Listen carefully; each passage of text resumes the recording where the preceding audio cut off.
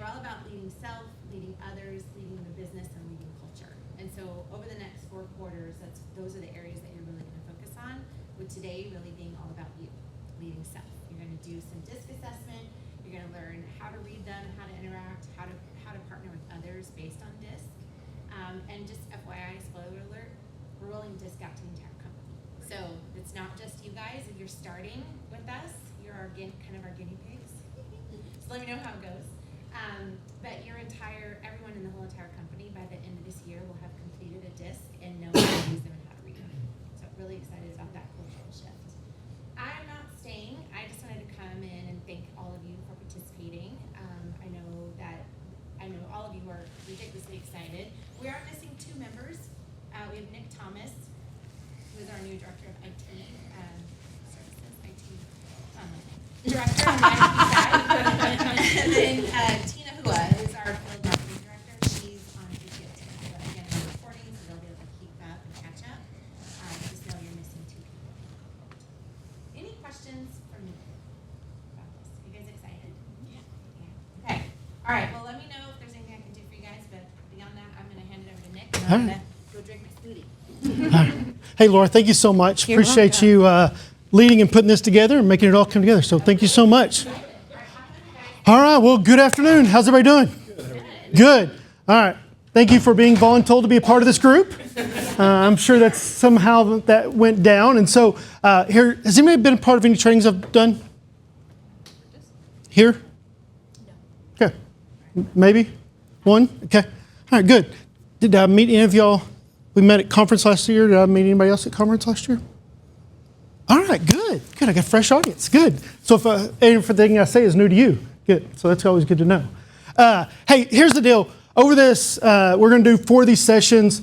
My job is to make it fun. Okay? There's nothing worse than being told to be part of a group, and then you're going, why in the world did I get told to be a part of this, stab myself in the eye, and what the heck am I doing here, right? So the goal is, let's have some fun. We're going to have some interaction. We're going to make it good. But I want you to leave not just having more information, but having information you can use. If we just take in more information, we just get fat with knowledge, and that doesn't do us any good, right? So we want to be able to take this information and do something with it. So throughout this process, we're going to have fun, ask questions. We're all adults. Go to the restroom, get your drink, whatever you have to do. But let's work with me on this. We're going to have a lot of fun. We're going to go through a lot of material today. Today is DISC assessment. How many of y'all have taken DISC assessment before it was sent out to you this time? Okay, good. Anything you learned this time? Maybe that's new? It was consistent with my last. Okay, good. Very good. All right.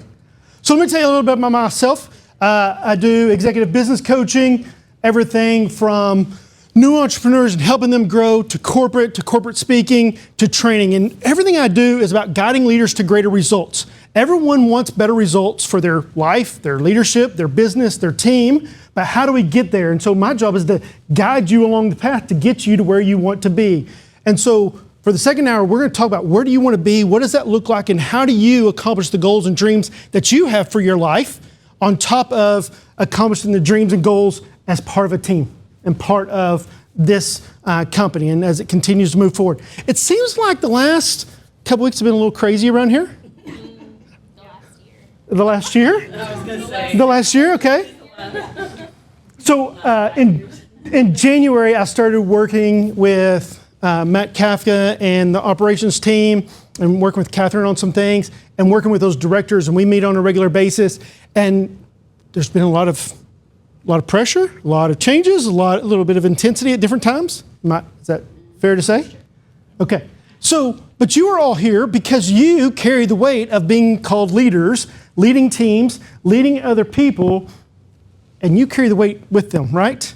So you're all in this middle area, right? You're not at the top and you're not at the bottom.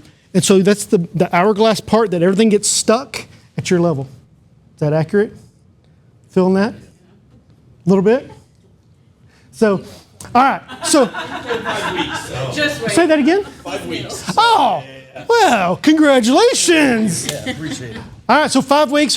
Anybody else been here less than, say, 6 months? No one else less than 6 months? Who's been here more than 2 years?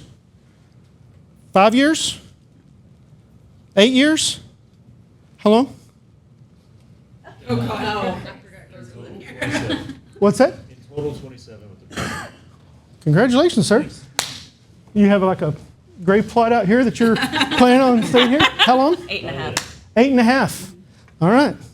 Who else? How long? 10 years. 10 years. All right. 8.5, 10, 20. That's a while. You must like this place. It's fun. So what do you do? Senior Director of Research and Development. Research and development. Tell me what that means. What does it mean? So I lead the team that of product innovation Okay. and science. We support operations, marketing, training, development. Were you in the Essentially kitchen? everything that we do as a brand goes through our department. All right. So did I see you in the kitchen did. back there working? Yeah. Okay. All right. So you're the one making all things happen to move forward. That's where the magic is. That's where all the magic is. All right. I like that attitude. All right. Let's start off with a test. You want to start off with a test? Yeah, love it. Yeah, thanks. Well, that's way to get on everybody's good side right there, huh? All right. So here's what we're going to do. So you have this number sheet in front of you. Oh, can we get one more? Oh. Never mind. Thank you. We're good. Everybody good? All right. So here's what we're going to do. Let's see. Does this thing have a laser? Oh, it does. Maybe. Okay. So I'm going to give you to a 30-second countdown. And yes. Michelle, I need one too. Here you go. Oh, thank you.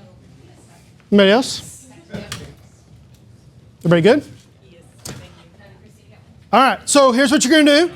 I'm going to give you to a 30-second count. And you are going to, don't start cheating yet. All right, easy, slow down. I know everybody's energetic. All right. And what you're going to do is you're going to start, there's number 1, and you're going to count, circle the numbers in order. That's important. They have to be in order. As fast as you can and see how high you can get in 30 seconds. Pretty easy. Ready, set, go.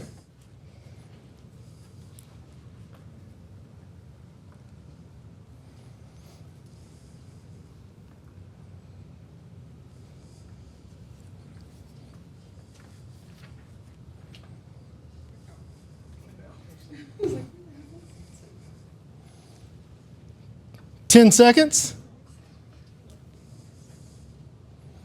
5, 4, 3, 2, 1, stop. All right, what'd you get to? 14. 14. Good. All right, who got above 5?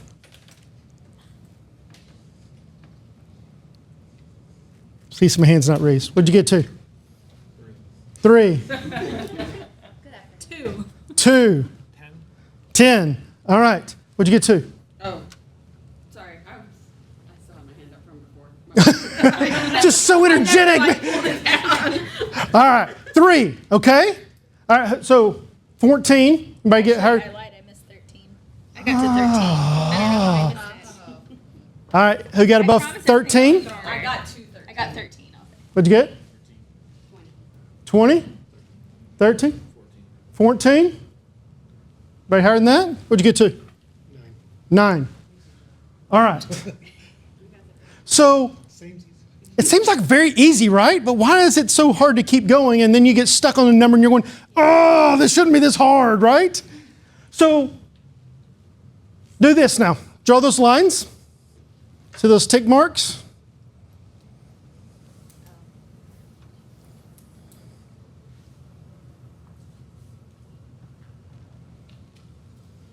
All right, so look what happens right here. There's 1, 2, 3, 4, 5, 6. What do you see? A little bit of pattern to it, right? All right, we're going to do it again. We're going to give you another 30 seconds. And we're going to start right here with number 21. So 1, 2, 3, 4, 5, 6. 21's right there. We're going to start with 21. You ready? Set, go.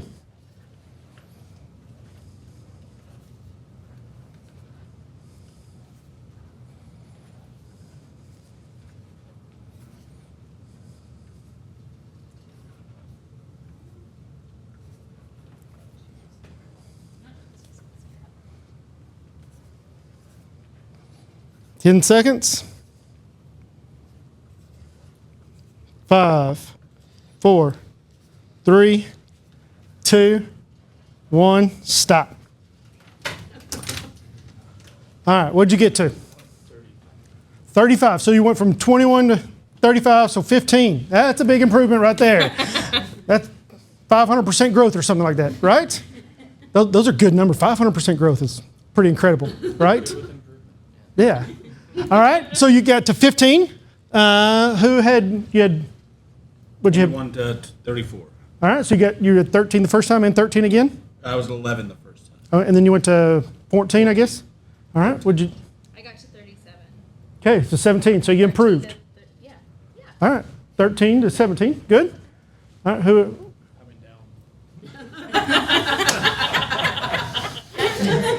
All right. We'll come back. What's your name? What's your name? David. All right, we'll come back. All right, what'd you get? 21 to 45. Okay, so you went from 13 to 25. Yeah, 14 on the first one. All right, so you went, 24. yeah, good. Huge improvement. What'd you get? I went to 39 and I had 9. Okay, so 9 to 19. Good. It's awesome. I went up to 45 and I had 2 the first time.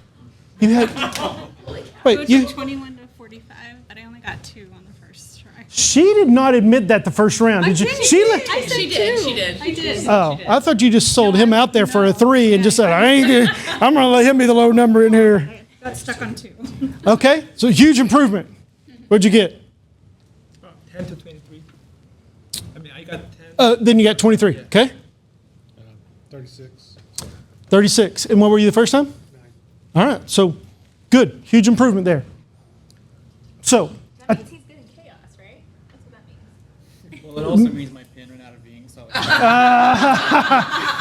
so I have done this, I bet I've done this no less than 40 times, maybe more, okay? And I told my wife last night, she was helping me finish up some slides, and I said, every single time without fail, there's one person who runs my illustration. Thank you so much for keeping the streak alive. Thank you, sir. I really appreciate that. The streak continues. So here's what I want you to know. When you understand patterns, you go further faster.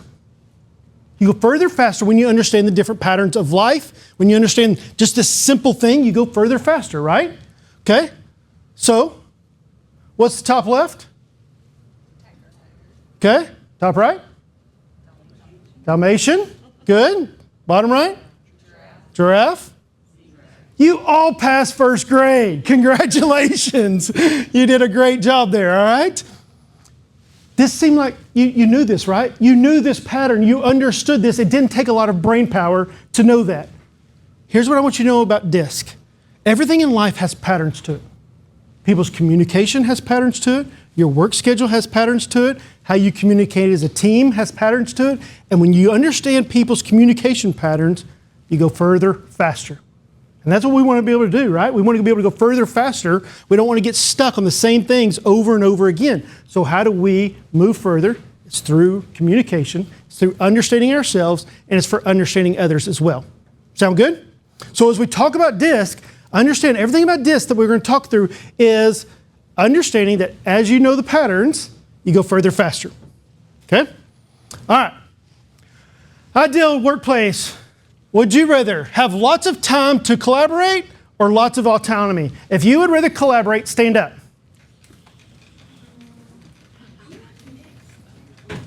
Okay. All right. About half and half. Okay. Oh, I'm sorry, missed that. You'd rather make decisions quickly or think through things? If you want to make decisions quickly, stand up. Okay. All right. Work as a team, make them quickly. Right? Yeah. All right. Very good. So where does our DISC come from? Where does this personality come from? It comes from 3 different things, okay? Number 1, it comes from our DNA. This is who we are, right? Some of us have beautiful heads. Other people have hair, right? And so you have to cover it up. I have a beautiful head, so I don't have to cover it up, right? So part of that's just my DNA. That's how I'm wired. This is how you're wired. Part of it is the role models, the different people that have spoken into your life at different times, whether it was a coach, a mentor, a boss, a manager, someone who spoke into your life had an influence on how you process and how you communicate information, as well as your parents. And then the environment. In different environments, we take on different roles, right? So how do we take on these different roles and different environments, pull different things out of us? Those environments, like there's certain people in your life that just like draw you off sides and like pull the worst out of you. Okay, I guess I'm alone on that one. No one else understands that there's certain people, right? They just like, oh, they just drive you. You don't understand it all. Been here 5 weeks. I'm not agreeing to that. I didn't say it here. It could have been your crazy uncle or whatever, okay? I'm not saying anybody in the workplace. This workplace is amazing, right? I'm saying in general, I'm not agreeing to that. Oh, okay. Early on, yeah. Different environments pull the best out of us and the worst out of us. But our environments have a huge impact on our personality and how we communicate. All right, so let's do this. If we're going to move around, okay? If you are fast-paced and outspoken, I want you to move to the front of the room. You're going to get up and move. If you are more cautious and reflective, I want you to move to the back of the room. Watch camera and cords back there, please. And yes, you have to move and you have to make a decision. No doubt in my mind. You beat me to the punch there. I feel like this is a game. It's what? What you think? I think it depends. You got to make a choice. Joey. You're the bottom one. Yes. The very fact that he's sitting here should say something. You're very reflective. There's your answer. You're right. You're reflecting, right? It just seems to depend. Which is which? Cautious, fast-paced. This is fast-paced, outspoken. Sure, it's a coin flip. Okay? That's fair. All right. We're going to move again. You ready? Being cautious in that decision. Did anybody else feel like he's being very cautious and reflective in that decision? Do y'all feel like y'all should try to talk him over here? You should talk about like building a house. All right. So, if you are warm and accepting, I want you to come over here. If you are questioning and skeptical, come to this side of the room. Which way should I go? Really, these Questioning is acceptable. I'm questioning myself. Warm and accepting. Y'all gonna have to help me out here, okay? Right? Joey's. You're my cute mate. Okay, I feel like I'm accepting and skeptical. Yeah. What's that? I feel like I'm accepting and skeptical. I'm warm and questioning. Give everybody a chance, but yeah. All right. Okay. Neurotic? There's a lot of that. I feel like you're leaning that way right now in how we're answering this. It's like these are so open-ended. Okay, so we had fast pace, cautious, reflect. Slow down, okay? So here's what I want you to do. Pick a corner now that best reflects you. Are you fast paced and questioning? That would be up here. Are you cautious, reflective, questioning and skeptical back here? You're fast paced, but you're warm and accepting up here. Cautious, reflective, and warm and accepting back here. Right? This is going well. Okay. Who did I send a disc to this morning? I got one. I haven't done. I was in a meeting. Okay. Okay. You won't be on this next part. Okay. Oh, is this gonna like show our true colors? Where you actually are. All right. So we have fast-paced, outspoken. We have fast-paced, accepting. Cautious and accepting. Cautious, questioning. Right? All right. So these are our D's, I's, S, C. Whoa. Don't move yet. Okay? So there are your initials. Wow. I am very much in my corner. Are y'all in your right place? You're over there? What's your name? CW? Okay. Well, wait. There are two AS's. But I guess. RD? So you're right here in the right spot? I shouldn't even know. No? Where were you? I was right here, but I was Okay. not too far. Who's AS? Wait, Why are you? There's two ASs, but I'm the green AS. That's the yellow AS. Who's that? Andrew Stack and Alexandria Snyder. Okay. There's my D right there. There's always one winner in the group. That's me. Okay? So do you feel like Firmly a D. I want to find out one after I take it. it's going to be a lot better? So like, All right. What's your name, sir? Where are you? AG and the I. AG. he's in red. Yeah. Okay. So you're up here, moving fast, and you're kind of even in the middle right there, right? All right. Y'all feel like this is accurate about you? Huh? Y'all are all, seems like there could be a couple more people back here with y'all. Who else is supposed to be back here? Tina, who's not Okay. here. You're over, but you're here. And You're on the way wrong corner. Joey, where are you? You're supposed to be back there. Why are you putting me in a box? She's not. She's putting you in the corner. Joey! Are you JH? All right. Why am I off? Why can't you be off? I am off, Joseph. All right, everybody have a seat. That's totally fun. That's funny.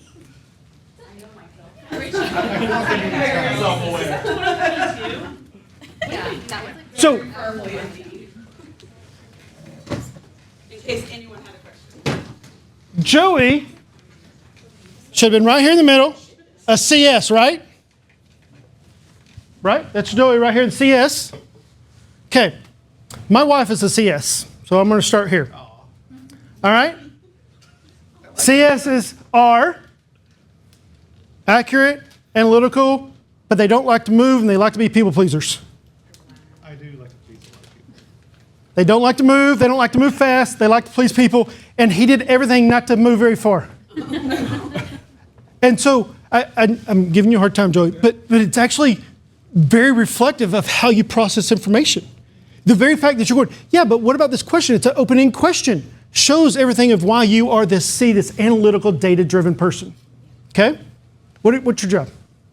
I'm not saying. No, Just guess. I'm oversee the enterprise systems and analytics team.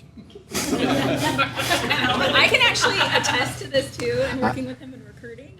Yeah, this makes sense, Joey. I don't know how to take that. So here's what I'm going to tell you, okay? It's not like, oh, I wish I was in that group. This is who you are. And it's very important that you embrace who you are, okay? You can try to manipulate tests and different personality assessments, but when you're honest with yourself, just embrace this is what makes you great. It's what makes what you bring to the table unique. They hired you for a specific position based upon who you are and the skills you bring, right? Everybody that's back here, and these two are not out front salespeople, are they? Anybody back there like to be out front salespeople? Heck no. Okay? So one of the companies I work with, the reason I started working with them is they had an incredible salesman, been with the company for 12, 13 years. He was leading the team. He was an awesome, loyal team member. He was killing in sales. High I, and they moved him to purchasing manager, which is all data analytical spreadsheets. And he sucked. He was great at this. He was just really bad at that. And so understand this is who you are. This is your strengths. Use your strengths to your greatest advantage. When we stay in our lane, we're great. When we try to move out of different lanes, then we struggle. Okay? All right. So let's look through these. Let's talk through these different personality types. D's. These are, the easiest way has a CEO mentality. They are driven, they are direct, they are decisive, they are strong-willed, forceful. I would guess one's a D. I think he is actually. So he has taken it, I haven't looked at his assessment. Okay?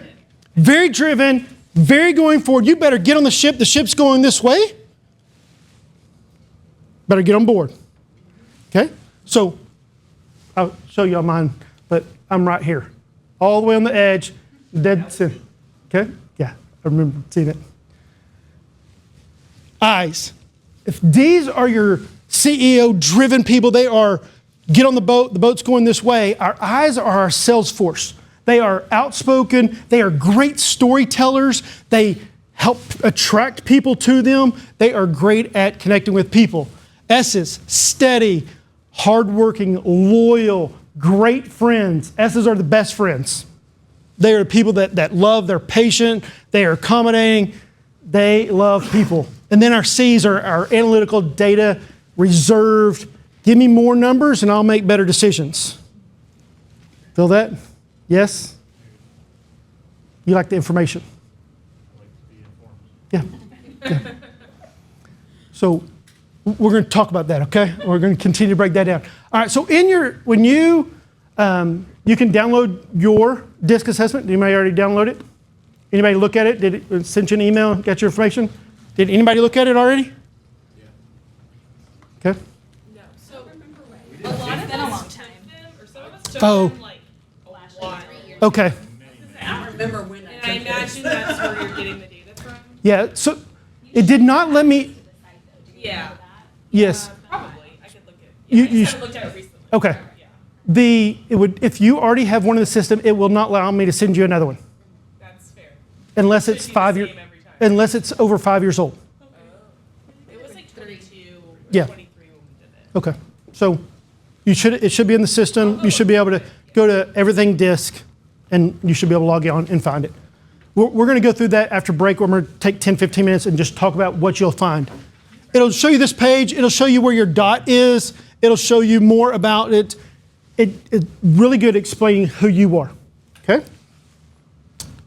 Dot is kind of where you align. So are you more slight, moderate? Are you strong in this area?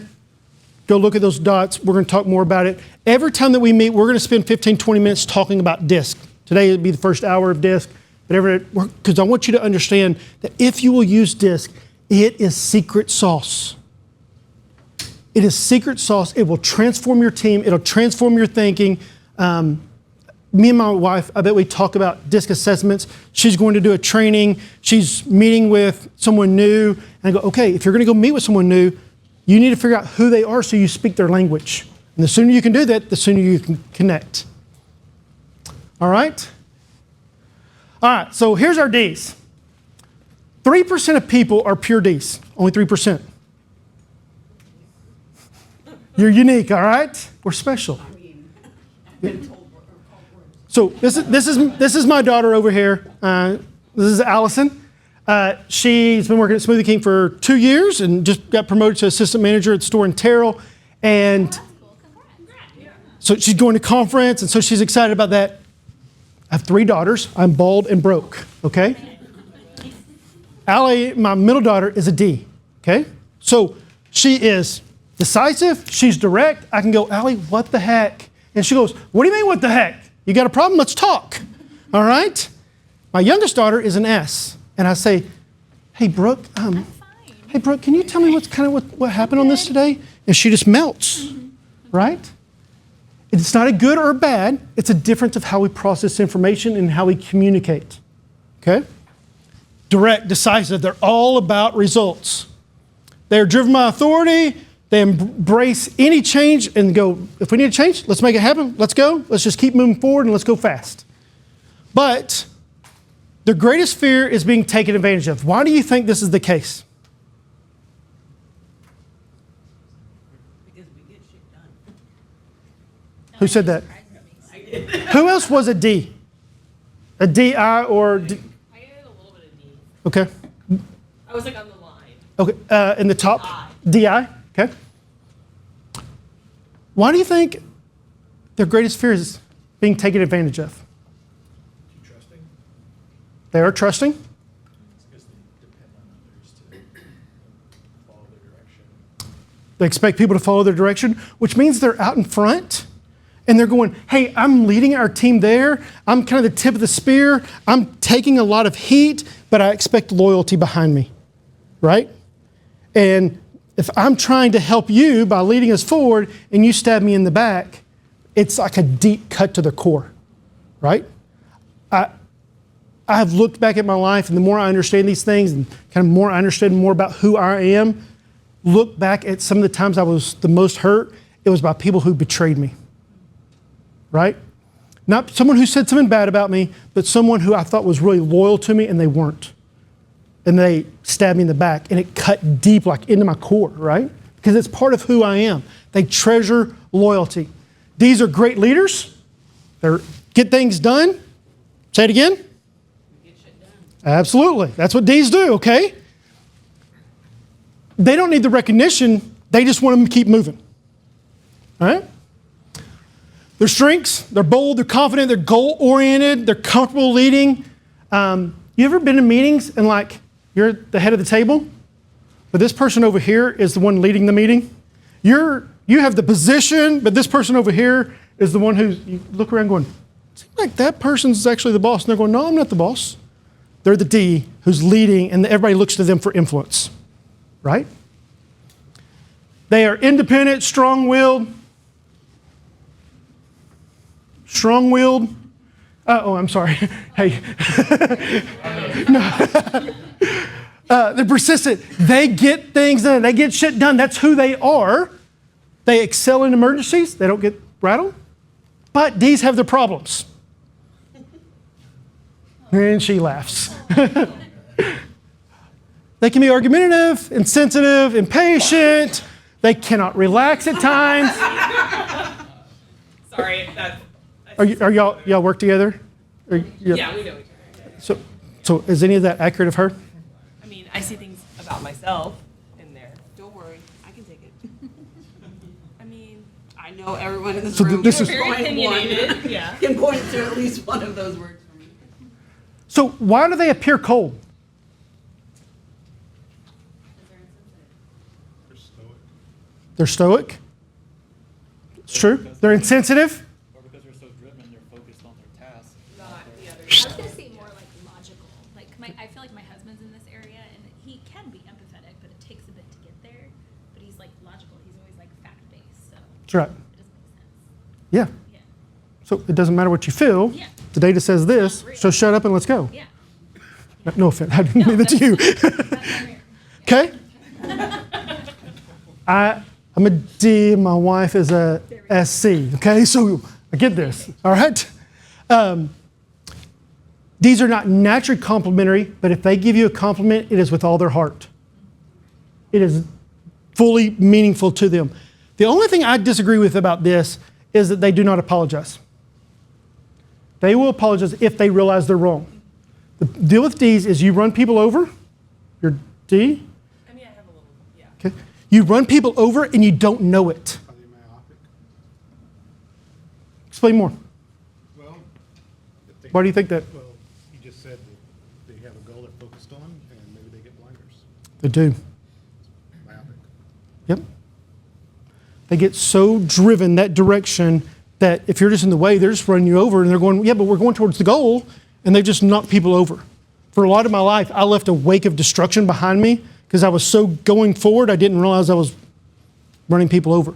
But once I realize it, once I realize I hurt someone, I take it very deep and personal because then I feel like I'm not being loyal to them. And I go, oh, dang, I didn't know I was being a jerk about this. I didn't mean to. How do I go back and... So I do think they apologize. All right, here's our eyes. Who all was our eyes over here? On my assessment, I was an You're not an eye? I am, I think. I'm just a little inconsistent. Little inconsistent. Why? I is pretty I'm kind of closer to the, whatever, the crosshairs. Of D and I? Yeah. Okay. Like you showed, I'm somewhere in the middle. So given the day, I think I answer things a little bit differently.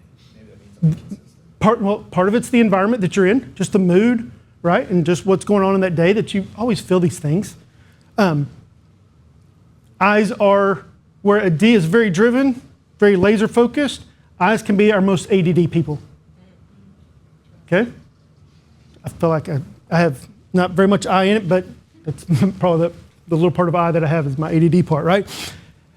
Eyes love people. They love being the center of attention. They are great storytellers. They are great presenters. They really are great at connecting. They love the energy.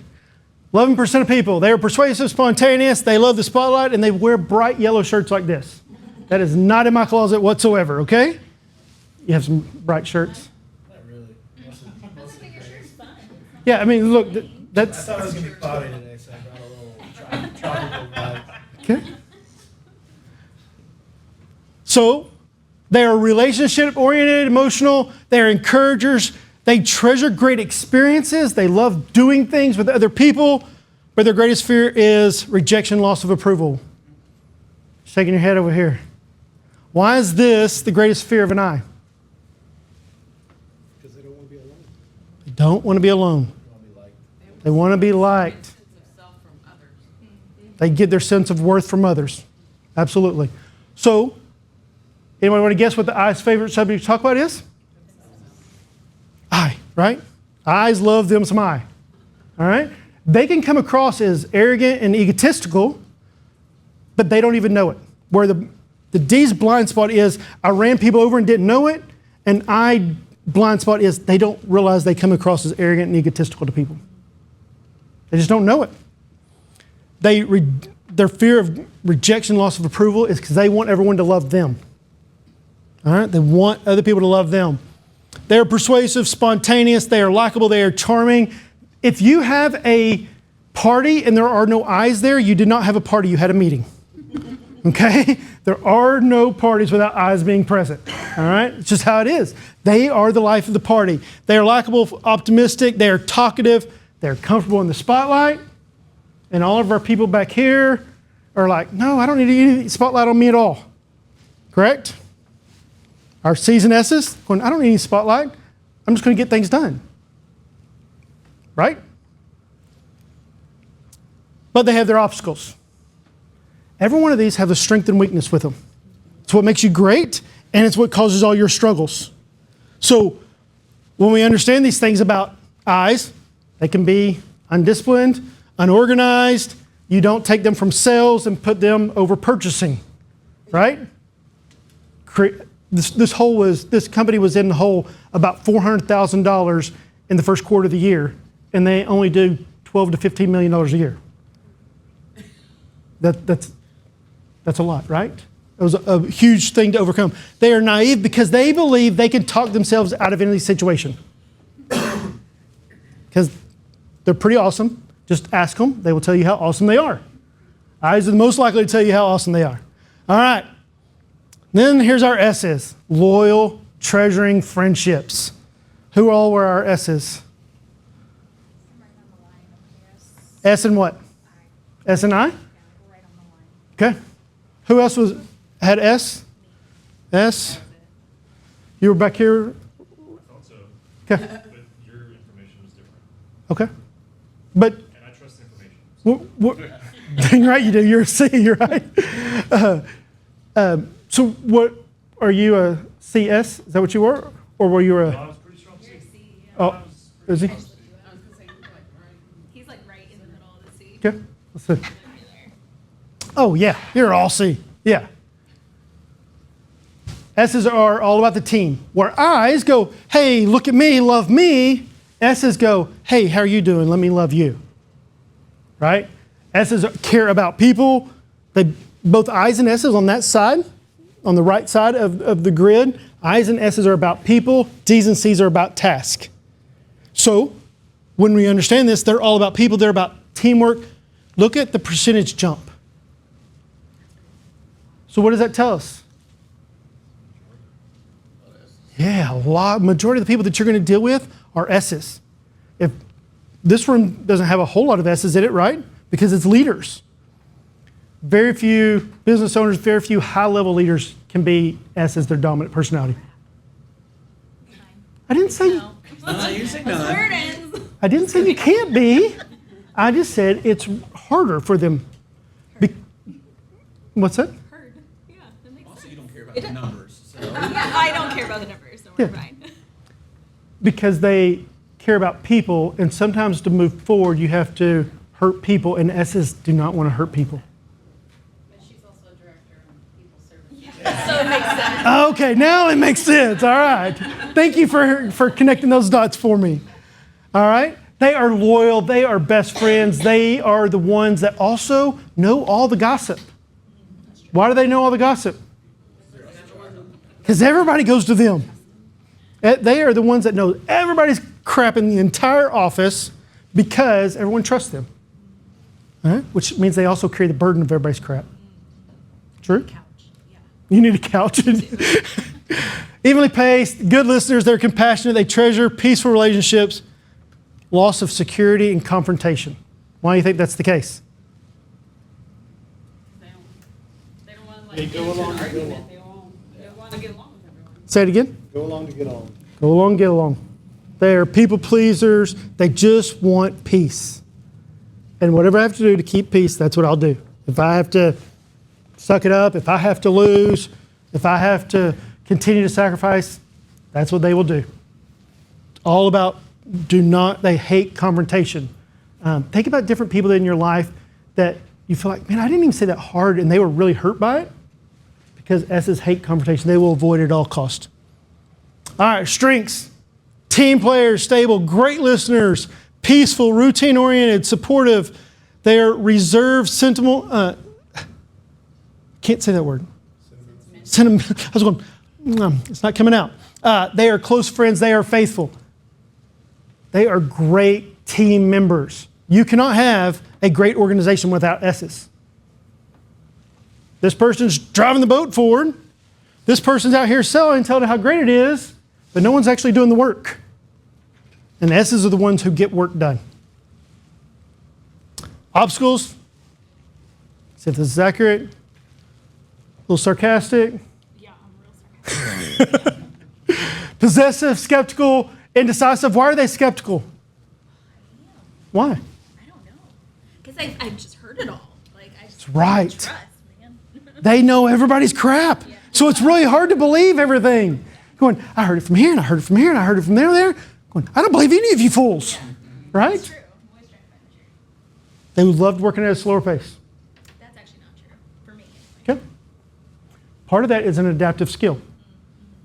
So when I did my first DISC assessment 4.5 years ago, something like that, and I went through the process to become part of the John Maxwell leadership team, my I was my lowest. But as an entrepreneur and someone who works for myself, I had to learn to sell. Yeah. So my I is not my natural. My I is an adaptive skill that I've had to learn.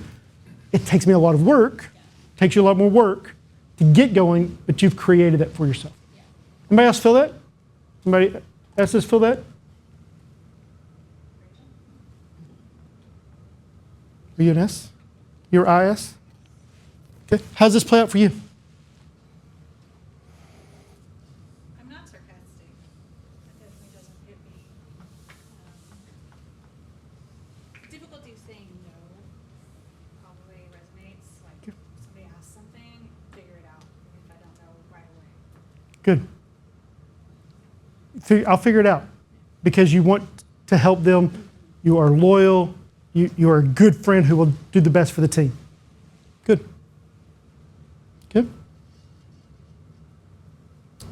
This is the hardest thing for the S. Saying no. Because they want to be people leaders. They want to make sure everybody's taken care of. All right, let's talk about our C's. Who all are our C's back here? Raise your hand if you're a C. 1, 2, 3. What do you do? What department do you work in? Finance. Finance? You just made that pop open? I'm not sure what you did there. Okay. What do you do? Design. Design. What does that mean? Like the store design, architectural design, signage. Okay. Good. Okay. Who else was? Finance. Finance. So, like having everything orderly, everything has to have order to it, right? There's a place for everything in your kitchen. Oh, yeah. Right? Eyes are not allowed in your kitchen. Well, I have people for that. So, but yes, there is a place for that. Yeah. C's are analytical. They're all about the data. They keep everything organized. All right? So, 17%. C, 3, 11, 69%, 17%. Not everybody can be the CFO. Not everybody can be in that category. So you got to make sure that when you hire people and when you're in a position to hire someone, how does their DISC play out for the position they need? If you hire someone who's a high I for a finance position, you're going to struggle. If you hire someone who's a high C for a sales position or a marketing director, they're going to really struggle because they're not going to want to put themselves out there.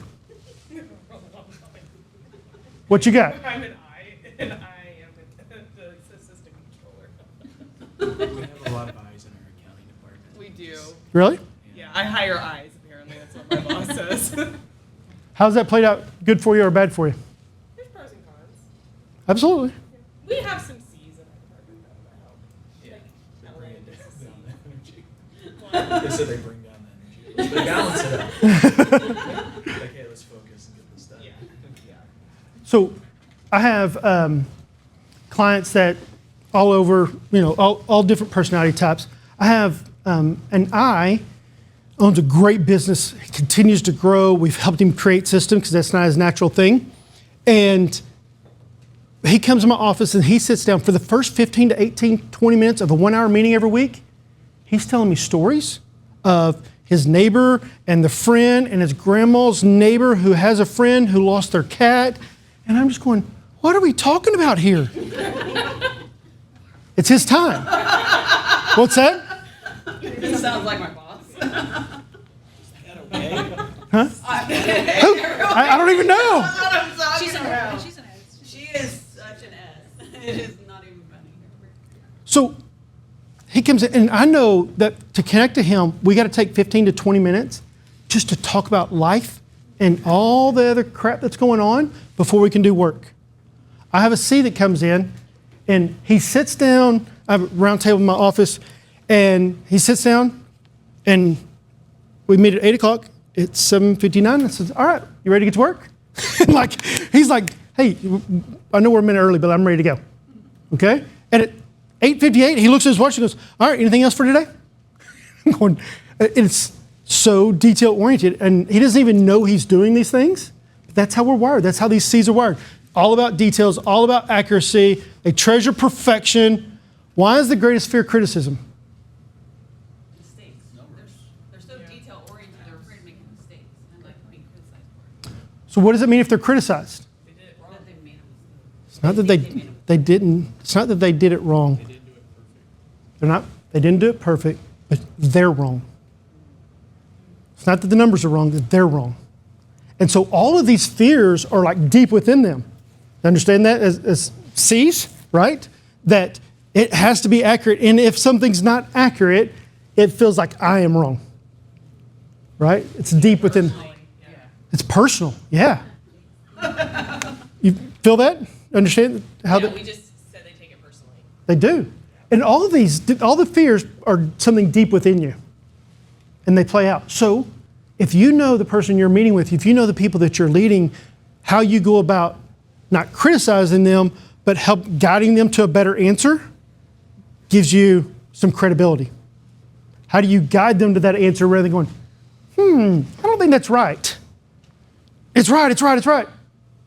How do you guide them and have that conversation look a little different? Analytical, so our D's up here, our CEO, they're driven. Our I's are most likely to be ADD. Our S's are people pleasers. Our C's are most likely to be genius prone. Okay? When you actually look at geniuses, they can filter and see data at different levels. I mean, like some of y'all love spreadsheets, right? Take pride in that, right? Right? Work in finance. It's not 3 cents off is not okay, right? Something's missing. We got to find those 3 pennies. What's that? What's the materiality? Is it What, off of 50 cents or? yeah, and there's always this deviation that's okay, right? But it still bothers you a little bit that it doesn't add up right. No matter what that deviation, I'm within the tolerances, but it's still not right. So, biggest thing for obstacles is this analysis paralysis. They get so stuck up on so many different details that they can't ever get started. They analyze every possibility. They're going to build a house, and they have to find out every single option of every single thing they can do in this house before they can make any decision, so they just get paralyzed to make decisions, right? Whether it's a job project, someone with their wife. Why do you think they're rigid?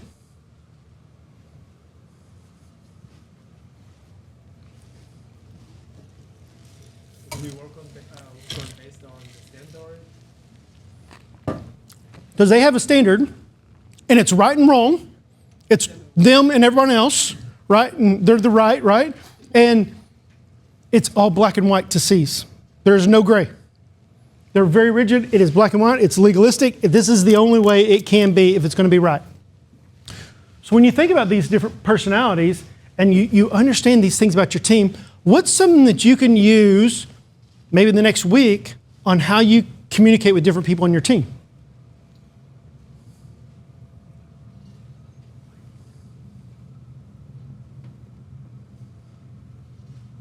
That was a question. What is something that you can use this week that you've learned right here that you can actually use on how you lead and communicate with your team? The disc method. What's that? The disc method. Okay, but give me an example of what something you could do with maybe someone specifically on your team or the team as a whole. What's something that you're going to take out of this and use? Something that I've taken from, I know when we did the first assessment, my boss took it, and he's a D. And I realized, okay, I really do need to be direct with him and just, there's not any fluff that he needs, just give it true straight. Whereas I like to have a little more personally, but the way he wants to receive it is, what's the answer, yes or no. Good. So that's something that's helped me. So if you have a boss that's a D, you need 1, 2, 3, move. They don't, the C's back here, they want 1A, point 1, point 2, point 3, B, right? The D's want 1, 2, 3, move on. So how you approach them doesn't come in there and start asking them about their cat and their dog and the next door neighbor, right? Good. That's great. By knowing that, you go and communicate with your boss differently. Good. What about something else that you can use on how maybe someone that works for you, how you need to lead them differently? I think how you described, like the interactions with people at the start of the meeting. Like I have 3 direct reports, and our one-on-ones all kind of are tailored a little bit differently based on their needs. So I think just better understanding how each of them communicate will kind of help Good. me have a more productive one-on-one. Yeah. That one-on-one time, that an I may need 45 minutes Yeah. and a D may need 18 minutes. Yeah, like I'm pretty sure Jermaine's an I because our one-on-ones go like an hour and a half. Yeah. And I'm not sure we hit any of our agenda items. Because they're just all over the map, right? Yeah, it's a lot of. But you know about Jermaine. I'm prepared for like that Okay. one-on-one. Yeah. Yeah. Like I do On buffer that. time. My 3 direct reports are very different. Yeah. Yeah, our meetings go very differently. When you use this for your advantage, you get to tailor-make the meeting, a situation for them, which makes them feel more valuable. Yeah. That Jermaine needs an hour and 20 minutes, and the next guy needs 7 minutes, and we're going to go. And someone else on your team may go, well, why this? How are we going to do that? Why this? Why are we doing this way? They're asking all these data. They're trying to gather data points. Right? Good. All right. So when you look at this is all in your book. There's a section on how to work with me. All right? You can look at other people's disc assessment and go, hey, that's best on how to work with different people. And if you know these things, you know how to approach them. Whether it's your boss, team member, someone maybe from a different department that you're not overly familiar with, but you can go look at their disc and you're going to have access to eventually everyone's disc and go understand, this is how I need to communicate with this person. All right.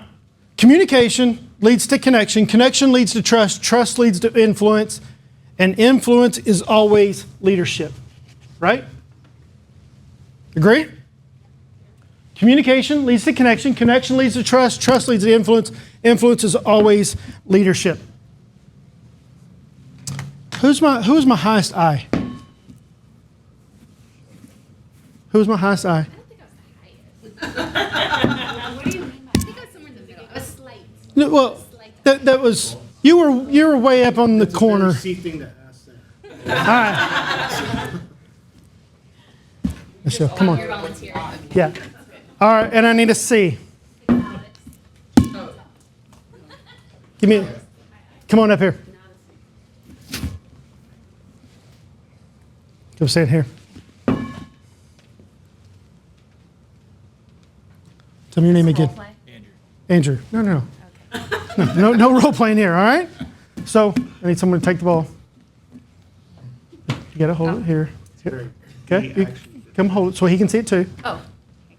Convince him why that ball is red and yellow, and convince her why that ball is blue and green.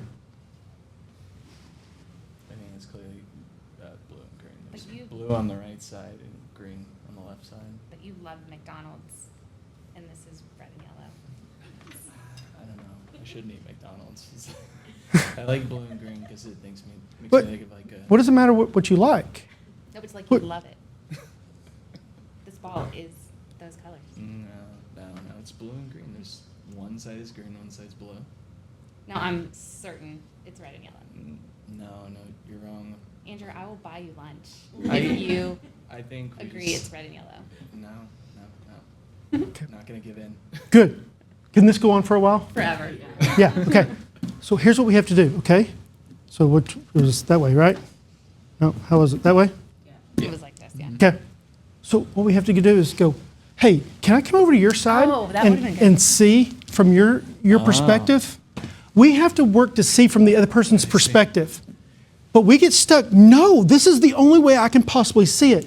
But when we begin to move and try to see it from their angle, we see it differently, right? We have to begin to move to where our team is. And when you understand where your team is, you understand from their perspective. And then you communicate their language. You're never going to convince him. It doesn't matter how much he loves the French fries. He wouldn't budge. Okay? I know. And he's not ever going to be budge. But you can go, hey, let me come see it from your side. Oh, I didn't realize that. That's a good point. I'll take you up on the McDonald's. Free But lunch. the leader is the person who has to move. You can't expect someone underneath you to move your point. You have to move to their point of view. And when you do that, you build a stronger team. That's a good exercise. Okay? Yeah. All right. Good. Y'all can have a seat. All right. Why don't you do this? Actually, here, put it right over there on that table. This table. Yeah, where over there is fine. All right. I think I have one more thing up here. As John Maxwell, connecting increases your influence in every situation. All right? So, we're going to take a group picture real quick. Everybody, we're going to go back here. Actually, everybody's going to come up here. Allie, you're going to take a picture for us.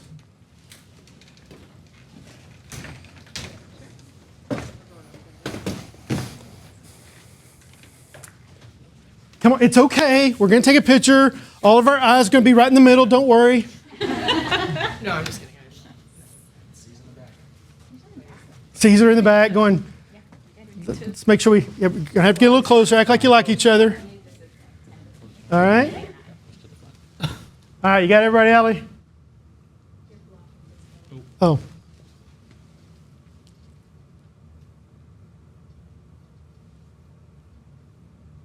All right, very good. Hey, let's take 10 minutes and we'll be back in here.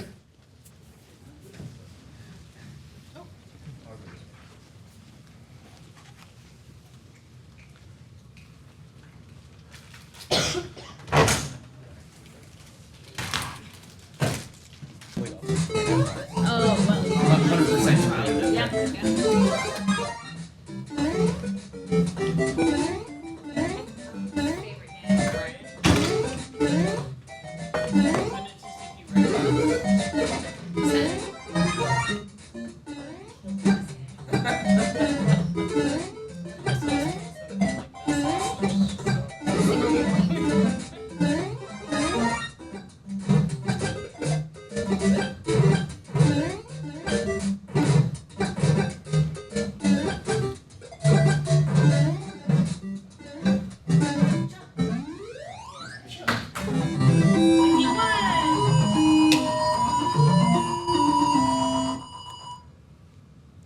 All right, how many people actually played that original? Yes. Original? Absolutely. All right, good. Sal's dating it right That's now. before my time. No, All right, tell me this. What defines success? Definition of driving. Winning. Capturing the Different princess. definitions. Capturing the princess, all right?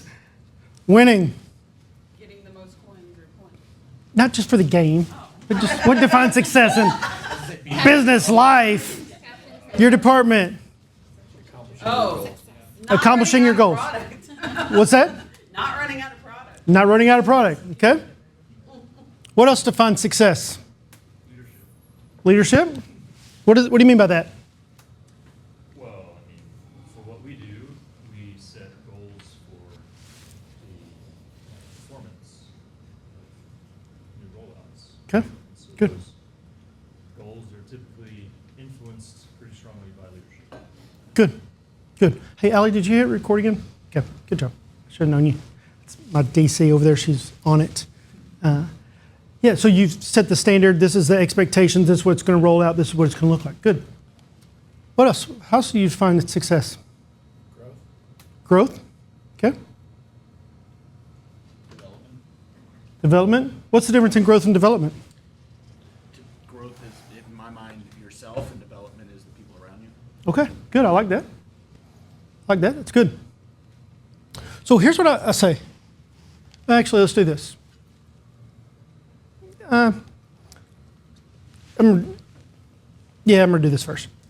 Success is arrival at the desired destination. Success is arrival at the desired destination. If we go over here to DFW, you don't walk in and go, that's a shiny plane, let's get on that one.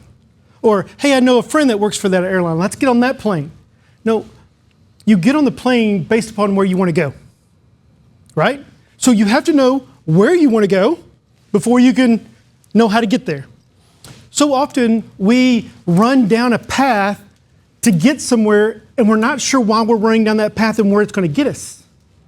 So we have to define our destination before we know if we're going to be successful to get there. So our goal, you said part of leadership, is saying we want to hit these markers, these growth marks in sales and projections and all these kind of things. You have to define those things before you know if you're successful.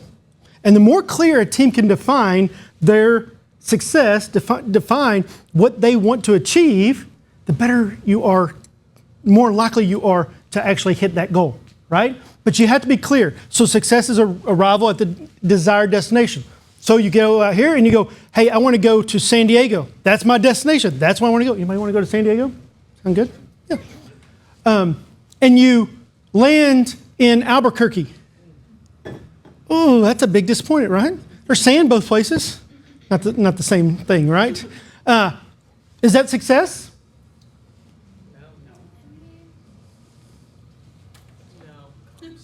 No. Why? Die. Huh? You didn't die. You didn't die? I was gonna say, depends. Is Okay. the plane crashing? And you're like, we landed in Good. Albuquerque, we're alive. So That's a success. if you land in Albuquerque and one of the engines is on fire, is that success? Yes. Yes. But it didn't get you where you wanted to go. But there's a reason you didn't land there, right? There was a reason that you took a detour and had to go somewhere else. You have to say, that's where we're going.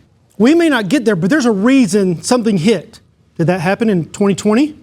We had projections. We didn't hit those projections, right? Because there was some outside force that changed everything for us. You need to know what you're going after. If you fall short, what's the reason? What happened? What's on our part? What's outside of us that could do that? Okay? All right, stand up. It's after lunch. Let's just take a second, stretch out. I'm old, I'm fat, I'm out of shape, my back hurts, all these kind of things, right? Ooh, actually, that just popped really good for me right there. That was good. All right, here's what I want you to do. Just stretch out your arms, stretch out your back a little bit, stretch it out. Here's what I want you to do. I want you to reach as high as you possibly can. Okay? Reach as high as you possibly can. Both hands. All right? Reach as high as you possibly can. Good? All right, let it out.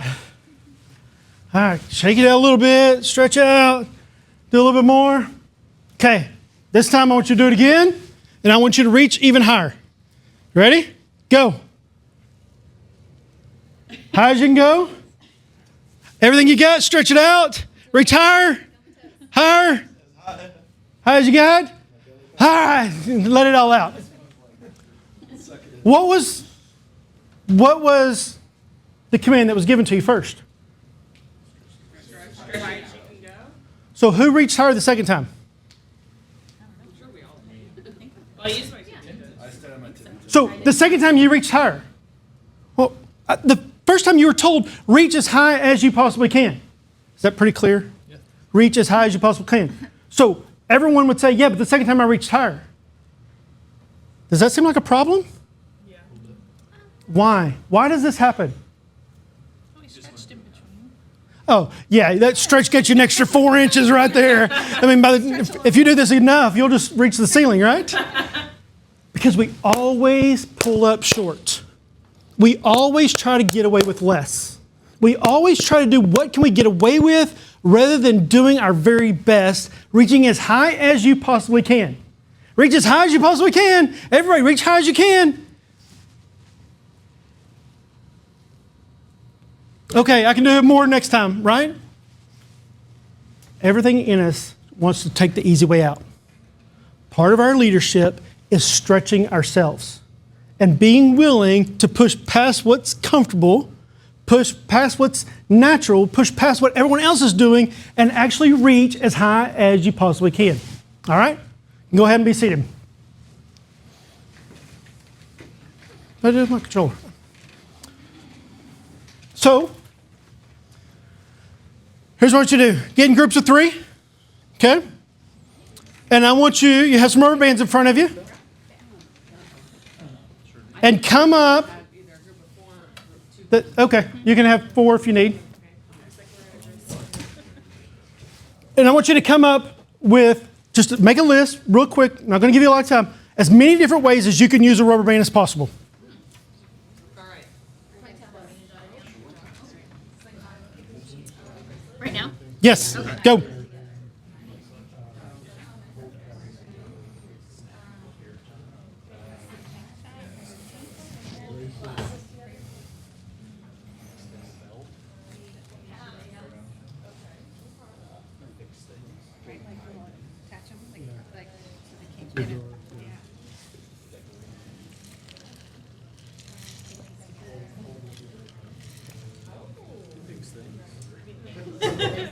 It's 1998. Oh, yeah. It could be jokers. I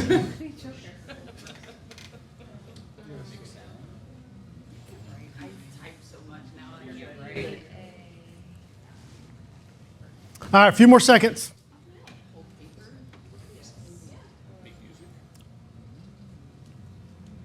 All right. A few more seconds, but here's what I want you to do. I want you to put a star next to the one that you think is the most creative. All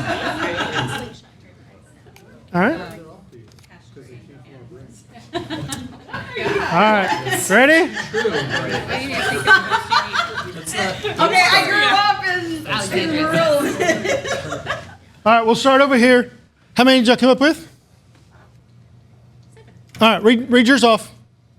Slingshot, hairband, bracelet, holding cabinets together, both deck of cards, tourniquet, and exercise band. Exercise what? Band. Exercise band. Okay. But y'all have a bunch of those? A few of those? Some unique ones? Tourniquet? Yeah? That's y'all's most unique one? Tourniquet, right? Okay, good. Read things on your list that they haven't already listed. Forgive me if I repeat, because she went through it pretty quickly. Ponytail, money clip, repair broken glasses, shoelaces, keep a lid on, jewelry. So we had like ring, anklet, earring, bracelet. All the things. All the things. Hold paper together, and then castrate animals. Wow. That's most creative one I've heard. All right, that's a good one. Castrate animals. All right. I did. I grew up in rural. Yeah. That's a unique one. So tourniquet. Okay. It was a thing. Tourniquet actually works the same way. Yeah. Okay. That's how I thought. Not sure what's going on this side of the room. Okay. All right. Anything that you have on your list that hasn't been listed, and what's your most unique? Maybe like snap people with it. I don't know if someone said that. No. No, weapon. Alex said that. Yeah, I can tell. He probably did that. Yeah. Inflict pain. Hurt people was the one that we had a star next to because you Yeah. could people with it, flick it. So we had all the hurt people with it. Okay. Flick it, That makes snap sense with it, Chris. Sling it. Huh? Sling it. Okay. All right. So this is our violent C group back here. Just be careful with them. All right. The band name, Violent Seas. Yeah. All right, what you have on your list that hasn't been mentioned, and what was your most creative? Most creative was use it as a booby trap. And then we have extend belt, fix, tie things, kind of all the same thing. Decorate, use it as decoration, hold things together, break things, fling, and use as music. Okay, you're going to explain to me what? Which one? Booby trap. I mean, you could use it in a, well, we didn't like come up with a plan. Did anybody else feel like they had come up with a plan? Separated. They need to be separated. Like, who hasn't seen Booby Home trap. Alone? Like, I'm sure he's Okay. rubber band. Like to trick someone. Did anybody else like feel like they've come up with an idea? Oh, I got it. You tie it around the faucet thing. Like, who didn't do that on April Okay. Fool's Day? Oh, and also, Yeah. All right. and have y'all never did Around the the top. spray? So when you turn it on, Done. it just sprays it. What were you saying? Well, then there's also that one that back in high school people would do, where you would twist paper in a rubber Yeah. band Oh, and yeah. put it inside an envelope. When you open it, Okay. Good. or you put it inside like a plastic bag and say there's a rattlesnake in here, and then they open it. And Yep, I've heard that before. That's okay. So every one of these is all about.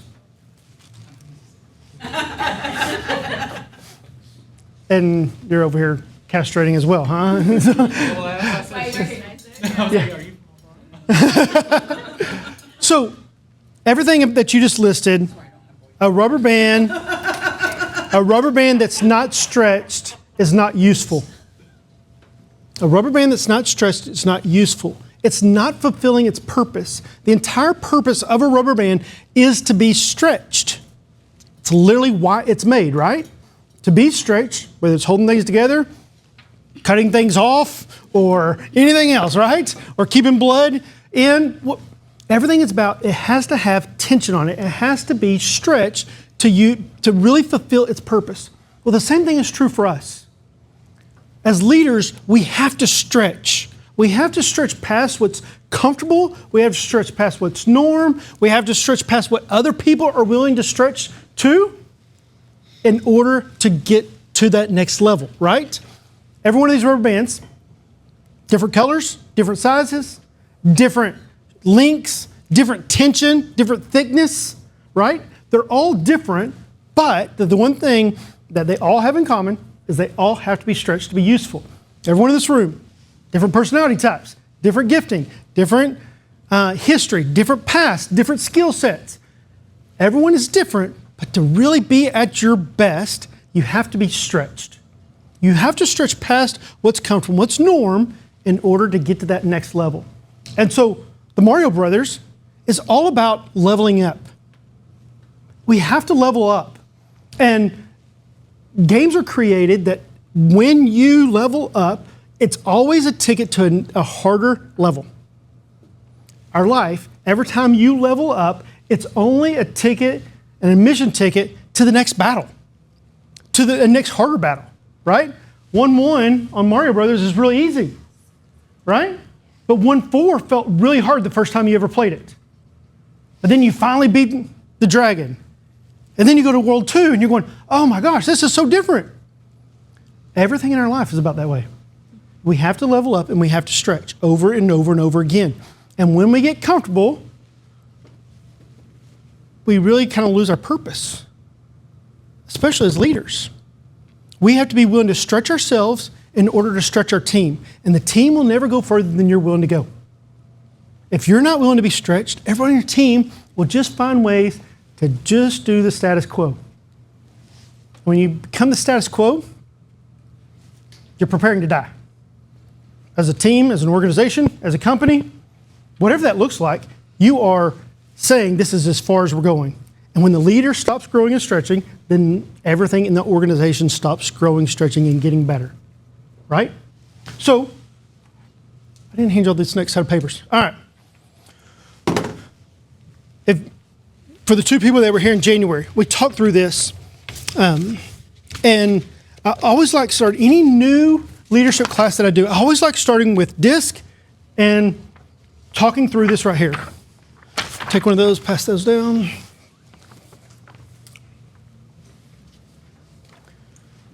Because part of success is knowing where we want to go. A big part of success is knowing where we want to go, what we want to achieve, how are we willing to stretch to get there. Okay? Where'd my controller go? Oh. So, this is you right here. All right? This is you. This is everything that you've been on in your life and on your journey. The ups, the downs, the highs, the lows, the moves, the changes from your last company to the new 5 weeks on, right? Everything that is in your life has got you right where you are today. This is where you are. This is who you are. I'm old, fat, bald, and out of shape, right? That's who I am. Okay? Got to be honest with who I am. I'm never going to grow hair. It just ain't happening. All right? 3. Maybe for a different reason. Looks like you actually can. I can't, okay? There's a difference there. I'm never going to be 25 and have a six-pack again. Again, that sounds like I once had that. Didn't want to misconstrue anything there, okay? But you have to be honest about this is where I am in life. This is who I am. And everything that you've been on, this path, has led you right here. And if you continue on this path, this is probably where you'll land. If you just continue to do the same old things, you're going to get the same old results. And you can just predict. If you max out your credit cards every single month, I do not have to be part of the finance team. I don't have to be Dave Ramsey to know your financial future. Right? If you max out your credit cards every month, this is probably where you're going to end up financially. If you eat Cheetos and ice cream every single night and never work out, I don't have to be a dietitian or a gym rat to know your future, right? It's pretty predictable. If you do these things, this is where you're going to go. But at some point in our life, we get here and you go, you know what? I don't want that anymore. I know there's something different for my life. There's something better for my life. There's something that has to be different. And it cut it off weird. It's this preferred future. What's the future that you prefer? What are the things in your life that you want different? What do you want in a year, in 3 years, in 5 years, in 10 years? What do you want your life to look like? What do you want your career to look like? What do you want your finances and your family? What do you want those things to look like? If we continue on this, we get somewhere we really don't want. But at some point we go, I dream different. I desire different. I'm willing to be stretched and grow and go after something that's better. Sound good? But we got to answer the question, what do you want? Part of leadership is helping our team know what do we want to achieve? What do I want to achieve? What do I want to achieve for my life? What do I want to achieve for my family? I have my daughter back here. What do I want to help her achieve for her life? Right? Most people get to some point in life and they go, I want something different. Anybody ever been at that point in life? But then you go, but I don't know what I want. I don't know what I want. You can't just go pick a plane and go, let's go get on a plane. You have to decide, this is what I'm shooting after. And you have to define it. So my challenge to you, and part of your growth, part of your leadership development, part of you stretching, is identifying some goals that you have for your life. What do you want in a year, 3 years, 5 years, 10 years? And the reason I always thought 10 years that people go, man, that's so far out there. Dream big, right? Dream big. I have one of my goals is in the next 5 years to make 5 people millionaires. I want to make... First, that's a D right there. That's one of my goals. I want to help 5 people become millionaires. Not that they hit $1 million, but they literally become millionaires. And so I work and structure my life and the clients that I take on based upon some of these goals that I have, right? I've identified some different things. Have you identified anything that you want in your life? Do you know what you want? Talk about you and your husband, right? Yeah. If you never identify it, you just continue on this path. And then you end up at 30, at 35, at 40, at 45, at 50, at 70, and go, never really wanted to be here. But you never said, I want something different. And you never identified what you wanted to go after that's different. Leadership is identifying the future, identifying things that you're willing to go after. Part of your, we're going to talk about this next time. This is your personal leadership growth. Next time we're going to talk about how do you have team growth. Part of leading a team is helping them identify not just the big goal, but the small strategic steps along the way, right? So what do you want? You must identify what you want if you're ever going to achieve your dreams. Second question we have to answer is this: why do you want it? So, January 1st, what does everybody want to do? Lose weight. Right? Everyone wants to lose weight January 1st, right? Okay, but not everybody.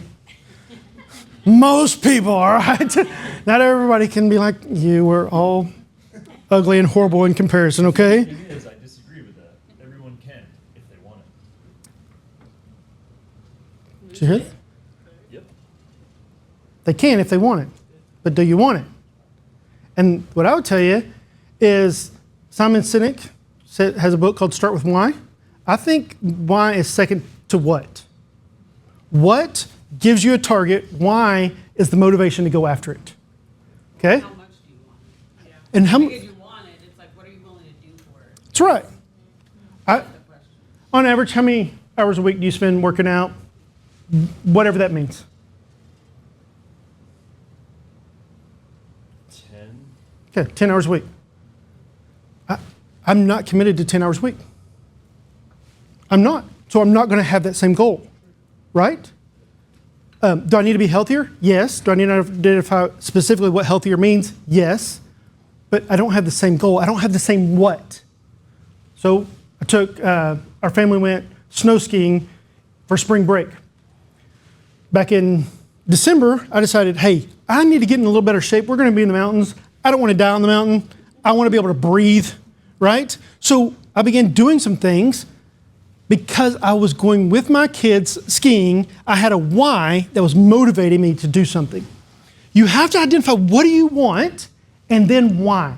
Why do you want it? Why is it important to you? Because your reason for health and your reason for health may be completely different, right? Why you go after it is your motivator. What gets you going? Why keeps you going? Why is the reason you wake up in the morning and you are thinking about that project. You're thinking about that idea. You're thinking about this dream. You're thinking about, it just consumes you, right? Why keeps you going? When things are difficult, when things are overwhelming, when things are, I don't want to wake up and go to the gym, the why goes, yeah, but I'm doing this because I want something different for my kids. I want something different for my health. It's part of the culture that I want to create. Why is that motivator that we need in our life? And you have to identify what motivates you. The thing is, you have to identify what motivates your team. Just like your communication and going to different team, they also not just have a communication style, they have a different motivator. And you can't just go, hey, if we hit this target, everybody's going to get this bonus. That may not be a motivator. Someone would say, can I just have 3 days off? Right? You have to know what motivates them. What will get you going, but why will keep you going? Next is how. How are we going to get there? How are we going to get there? The gap between where you are and where you could be seems too big. Make it smaller. So, let's just say this. I want to lose 20 pounds. I want to get out of financial debt. The gap from here to there feels so far, right? So everybody on January 1st goes, I want to lose 20 pounds this year. Okay, that means I need to go buy a gym membership. I need to go buy some new workout clothes. I really need some new tennis shoes. I need to change my Kroger click list. I need to change the smoothie that I get from this to this. I need to think about, am I going to go before work? Am I going to go after work? How's that going to affect the kids? How's that going to affect dinner? How's that going to affect my job? Where am I going to do this? What gym am I going to go to? And before you did anything, it's too big. It's exhausting. Anybody ever feel like that? That sounds like an S analysis paralysis. That's me. Yeah, that's analysis process. But so many people get in this, I have to eat this big elephant all at one time, rather than going, it's not this big thing I have to do, it's this. That if I change this one thing right here, it changes the trajectory. It changes the angle. This one angle right here begins to change the movement to what you want to do. So the how is small steps. So I'm in this process of writing a book. And my book is based upon this: big dreams, small steps. The problem is we dream too little and take too few small steps. We have little dreams and we think we can do it all overnight. And you can, because you didn't dream big enough. So we need to dream bigger, and we have to do the small steps.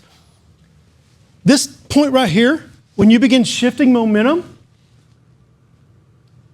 is when it's the toughest, because the old habits and the new habits are actually fighting against each other. You don't have a hard time waking up and going to the gym or whenever you go, right? It's part of, usually not, because it's part of who you are at this point of your life. You're over here, right? You're not trying to start something new, but when you're trying to start something new, there's all this area right here that says, hey, all your old ways, let's eat some Cheetos and ice cream tonight, right? Going, yeah, but I want this. So how do we do that? How do we not have this list of 40 things that we have to do, but how do we take some small steps? Well, eat Cheetos or ice cream, not both, right? It's small steps. It's not going to buy a gym membership. It's getting out of your car at the end of the day and walking to the end of the block and back. In your work clothes, just walking to the end. It's small things. It's small things with your team. It's small things in your personal development. If you're not learning, if you're not growing, if you're not stretching, you've just said, I'm okay with just having a mediocre future. Whatever that future is, you're saying, I'm not willing to fight for something better. But you have to identify what you want. Why do you want it? Why is it important to you? How are you going to get there? Identify not the big steps, but what's one thing I can do today? That if I can do this one thing today, and I can do one more thing tomorrow, and I can do one more thing the next day, just one. So, our finance people have probably heard this before. Would you rather have $1 million? Yes, yes, she just said yes. Don't even know the other side, just yes. Or a penny doubled for 30 days. Yeah, for sure. Although I'd have to do the math. What is it, Joey? More than $1 million. Okay. 5.3. Perfect. 5.3 million. Okay? That So seems. invest is what you're saying. I did not say I'm not giving financial advice, okay? Keep me out of that lane. I know my lane. I know it's not my lane, all right? The answer is yes, but that's all I'm saying. The little things add up. And you're going, well, it's 1 cent, and it's 2 cents, then it's 4 cents, then it's 8 cents, then it's 16, and 32, and 64, and 128, and 256. Going, I'm on day 8, and I got $2.56? Why don't you just give me my $1 million? Right? It's like lottery winners versus investors. That's right. Play the long game. Day 25 is 400,000. Shut off a little too early. All those big duplicates stop happening, right? It's all these small steps. If you add up the pennies every day, just drops in the bucket to where you want to be. Who do you want to be personally? What do you want? Who do you want to be? What do you want to have? What do you want to do? If you identify those things and you begin making small steps, they begin adding up. The other thing I'm just going to tell you is that, I don't know if I have it on here. Oh, yeah. When you start moving this way, we're going to talk about the who. Not everyone wants you to succeed. Just know that reality. And it sucks. You'll have friends when you go, I'm committed to my own growth. There'll be friends who say, what, you think you're too good for us now? Right? You've seen it. The people you choose will determine how far you go. The people you choose will determine how far you go. What does this mean? Good influences in your life will push you to go further. Okay. Isn't that what mom told us at 10 years old? Right? Hey, your friends are going to determine your future. Mom said, don't hang around with that group of friends. That kid's no good. Don't hang out with him. Right? It's true at 30, 40, and 50. Who you surround yourself by determines your future. You know, the adage is, if you sit with 5 fools, you're going to be the 6th, but sit with 5 millionaires and you'll be the 6th. Right? Who you surround yourself with makes a difference. Not everyone wants to go where you want to go, and not everyone will celebrate when you get there. You look like you had a thought on that. I want some millionaire friends.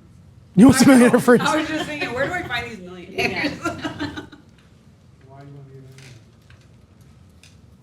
That's the question. What do you want? Okay, I want to be a millionaire. Why do you want that? Why is that important to you?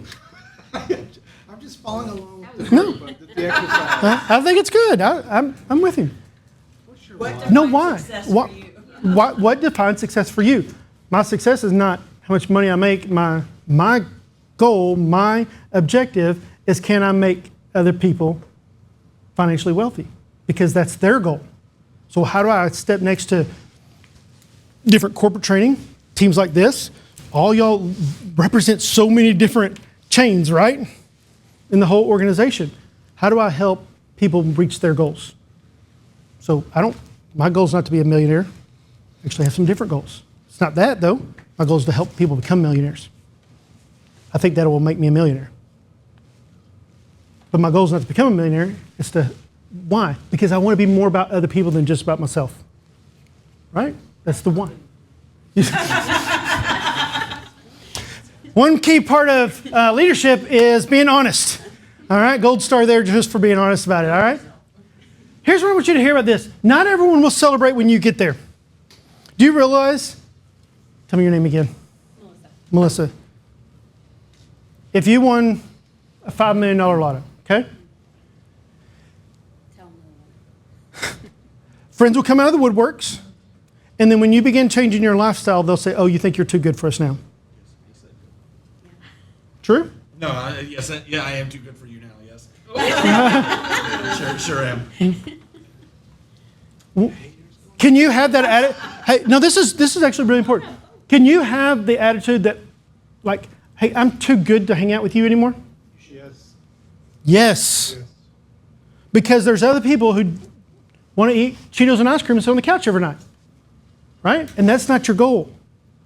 So I'm not against you. That's fine for your life. It's just not what I want for my life. Right? And so part of our growth is being able to go, I am willing to pay the price to get to this goal. I want this future for my life. What is that future? That's what you have to decide. But we have to be willing to learn, grow, and stretch and not stop stretching. When we get comfortable, we become complacent. And not everyone along the way will celebrate your success. So, know what you want, know why you want it, know how you get there, small steps, who's going with you. You have to have a team of people that said, I'm committed to your success because you're committed to their success. And then what happens if nothing changes? This is, to me, really a sad question, kind of almost like a depressing question, because it's at the point that people go, yeah, but I'm just not willing to pay that price. Man, I hate that for you. Because you said, I want this, and this is why I want it, and I'm willing to do the small steps. These are the people. But you know what? Nah, I'm not going to pay the price. Everything comes at a cost, right? Everything comes at a cost. Today, you took time to invest in yourself. Volunteer, whatever. You took time to, it cost you some time away from other things that you could be doing. And here's what I want you to hear most important today. There is no greater investment than you. There's no greater investment that you can make in your life than investing in you. Developing your own leadership, developing your own ability to communicate, developing your own skill to be able to lead better. Because when you get better, everyone around you gets better. We have this idea and this mantra that I need to put everybody else first. But you can't put everyone else first if you're drowning. And you need to get better. You need to get stronger. You need to be willing to invest in yourself, learn, grow, read books, find things that help you to be better. Because when you get better, everyone around you gets better. Right? Don't ever feel bad for investing in yourself. I want to clarify. That does not mean, hey, I want everybody out of the house so I can sit on the couch and watch ice cream and binge watch Netflix for 8 hours. You may need a rest, but that's not really investing in yourself, okay? That's my hobby. It can be a hobby, but it's not investing in yourself, okay? I'm not saying you don't need rest, okay? I'm not saying you don't need rest. But is that actually the rest that you need? And sometimes when we invest in ourselves and we spend some time reading and studying, and you know what? I'm going to plan an afternoon. I'm going to go sit somewhere. I'm going to go drink a coffee, and I'm going to really think about what I want for my life. You actually come back refreshed. You're not tired after it. You're going, oh, I've identified some things. Yeah. Hey, hubby, let's talk through some things, right? I feel like I need marital counsel now. So me and my wife do that. I'll tell you the fee for that after today. No, I'm just. It is great doing a disc assessment. If you're married, I highly recommend doing a disc assessment with your spouse. How do you do that with them if they're not part of the company? Can they just go on and pay? I can do that because I do y'all use everything disc. So I do everything disc with some corporations, and then I do John Maxwell's disc assessment that we can do separately. It gets you the same answer. What the printout looks like, what the dashboard looks like is the same. So you'll have my email if that's something you want to do. We can meet together, walk through it together, or do a Zoom or whatever. So it is, when you start realizing that about your kids, when you start realizing that about your spouse, every one of your arguments that and frustrations you've had with your team or your spouse probably came from a disc issue. You communicated different languages. When you understand that, going, oh, that's why she was so pissed off about that. Oh, that makes sense, right? Knowing yourself, knowing other people, knowing how to communicate, and being willing to invest in yourself over and over and over again throughout this process. I'm just going to tell you, continue to invest in yourself. Continue to invest in yourself. There's no greater investment that you can make than in yourself. Because of this.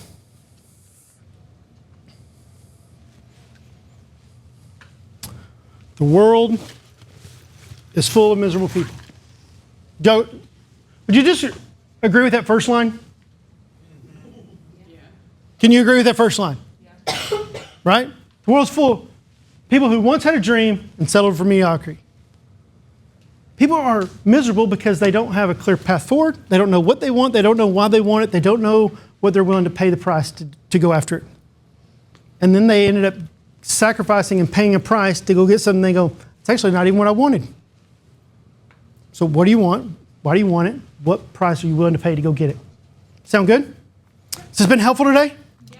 What was your disc assessment? I'm a D. You did say that. That's right. Yep. One more on there. Okay, we need to go through a couple things. We are going to do our next in-person on August 7th. Can everybody look at their calendar? I'm free. It's a Thursday. Our Thursdays afternoons typically work. I probably make it.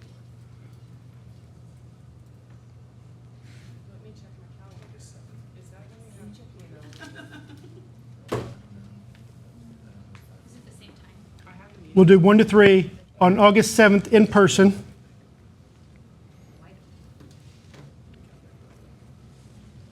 Alex, you're in the gym.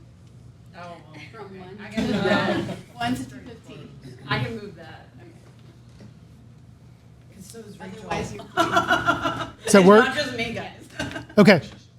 We'll plan that. On that day, we're going to spend a lot of time talking about team, building team culture. How do we develop your ability to take disc, communicate to your team? How do you build the culture of your team? How do you invest in making everyone around you better? That'll be the big focus of that. Today's all about you, helping you get better. But now we're going to shift it to how do you get your team better? How do you get better for the organization? And how do you build a culture? Okay? The other thing that we're going to do is we're going to do monthly calls. They'll be 45 minutes to an hour max. We will stay on time. Our Thursday afternoon's okay with y'all for that? Just once a month on Thursdays? Does something like that work? You don't even know yet. All right, sure. Do you even have a login yet? Do you have an email? Okay. There's no normal ongoing meetings that you have during that time. There may be some one-offs. The other thing is we'll make sure all those are recorded. You'll be able to access those as well. What time are we thinking? is 1 or 2 o'clock work on Thursday afternoons? Not every Thursday. Not for Joe. Not every Thursday, once a month. We'll do 2. June and July, we'll meet online. August, we'll meet in person.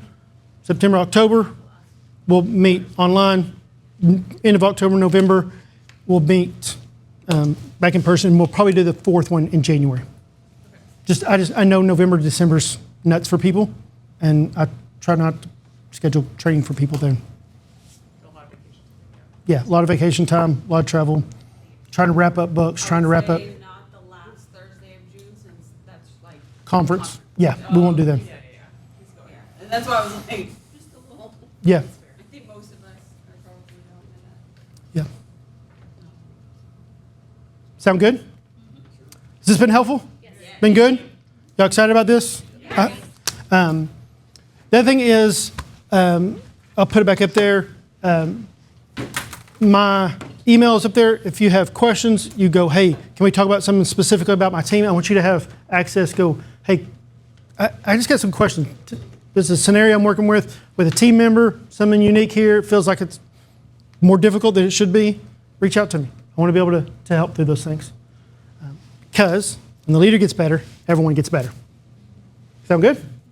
All right, thoughts, comments, questions? Did Laura share when the rest of the company's gonna get it? The disc rollout? The goal is, as soon as, for me, trying to work with her on that, as soon as conference is over, I'm going to start sending out disc assessments to different chunks, and that we'll do 3 different trainings. Trying to get everybody through in 3 sessions. So to add on to that, by the time we have the team building meeting in August, all of our team members should have completed it, because I know both of mine haven't completed it. Okay. So I wouldn't know what their disc. Okay. I will talk to Laura, and I will try to get that out. I may try to even get sent out before conference so that not everybody's going to get it. And you'll be able to see who's on there and who's getting it.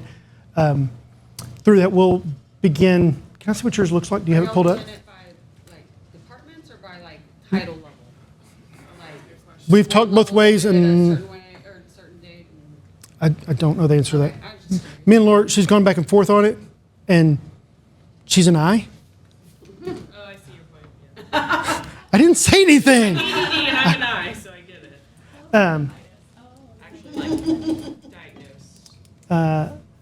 So, You can see, for everybody who has it, like I was looking at this one, who's talking Yep. about it, you can see this group. So, They're all right. yeah, your group, we have that leadership cohort as a group, and as more people complete them, you'll start seeing more of them add on there. And you can just do it under my colleagues. You'll be able to see everybody in the company. Sound good? Good question. Anything else? That's good. I will try to get that out sooner to y'all, to everybody rather than later. I may try to get it out, push her a little harder to get that out before Are we conference. gonna explore if we're not like on the peripheral, Yeah. you know, like the periphery of the circle? Yes. Like what that kind of means to be more in the middle? Yep. Limited time today. But every time we're together in person, we will break down disc more. I'm telling you, I've done, I don't know, several hundred of these just in person, not counting like this. And it is secret sauce. It is, the more you just understand about disc and you start seeing some, if I can, this person checks this, and this box, they're probably a D, they're probably an I. I change how I communicate with them, right? And it's not manipulative. It's speaking their language. So, good. Anything else? Thank you. All right. No, thank you so much. Appreciate you guys. Appreciate y'all's interaction. It was a good day. It'll continue to get better each and every time. We'll see you at conference. Yes, I will be there. Be doing where I'm going to be talking about the law of the rubber band, and just that you cannot get comfortable. What does it mean to stretch? Change is coming. It'll either run you over or you can get ready for change.